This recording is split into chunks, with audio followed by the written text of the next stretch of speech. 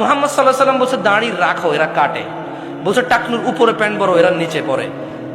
এখন নায়কেরা দাড়ি রাখে, এরা দাড়ি রাখে। আল্লাহ তাআলা বলছে হালাল খাও, এরা সবসময় হারামের প্রতি ঝুঁকে থাকে। ইসলাম যত কিছু আদেশ করছে, মুসলমানদের বর্তমানে কাজ হয়ে গেছে সবকিছুর বিরুদ্ধাচরণ করা। ওয়াল্লাহি যদি শুকর খাওয়া হালাল হতো, কেউ শুকর খেত না, গরু খেত সবাই। যদি মদ খাওয়া হালাল হতো, এই মুসলমানরা মদের প্রতি এত আকৃষ্ট থাকতো না, সবাই পানের প্রতি থাকতো আকৃষ্ট। যদি সুদ আর ঘুষ খাওয়া হালাল হতো, তাহলে আজকের যে মুসলমান আমার চোখের সামনে আসি, আমরা আমার মনে হয় এরা কেউ সুদ আর ঘুষ খেত না। ওয়াল্লাহি যদি নামাজ পড়লে পাপ হতো, তো ফজরে তুমি মসজিদে জায়গা দিতে পারতা না। গান শুনলে পাপ হয়, কনসার্টে জায়গা হয় না।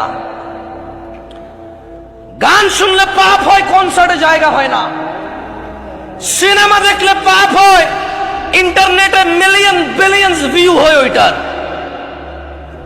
বাবা মায়ের সাথে বেয়াদবি করলে পাপ হয়, কোন সন্তান তার বাপ মায়ের কথা শোনে না। একটা সামান্য মেম্বার, ইউনিয়ন মেম্বার, ও বেটা এখন 2 লাখ টাকা খরচ করলে হওয়া যায়। কি আগের যুগ আছে সম্মান হতো? আমি রাজনীতি বক্তব্য দিচ্ছি না, ফ্যাক্ট বলতেছি। নিজের উপরে নিয়েন না কেউ। আমি রাজনীতি বুঝি কম, তাই বলি না। আমার শত্রু বানায় শুধু শুধু নিজের শত্রু বাড়ায়েন না। আমি নিরীহ মানুষ, মনে আপনার কষ্ট যাবে শুধু, বাস। আমারও ইনশাল্লাহ কিছু করতে পারবেন না, আমিও পারবো না। আপনারা যা করবে, যদি কিছু হয় ওটা আল্লাহর তাকদীরে আছে, আমার হবে, আপনার হলে ওটা আল্লাহর তাকদীরে আছে, তাই হবে, বাস, দ্যাটস ইট। আমি ভয় পাই না তা না, এই জন্য আরো অনেক কন্ট্রোল করে বলতেছি।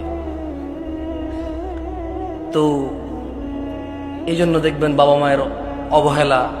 ওর যদি খালি ইউনিয়ন চেয়ারম্যানে বলে ওকে বলিস তো একটু দেখা করতে, ও লুঙ্গি কোনটা পড়বে এই টেনশনে পড়ে যাবে, যাইতে হবে রে।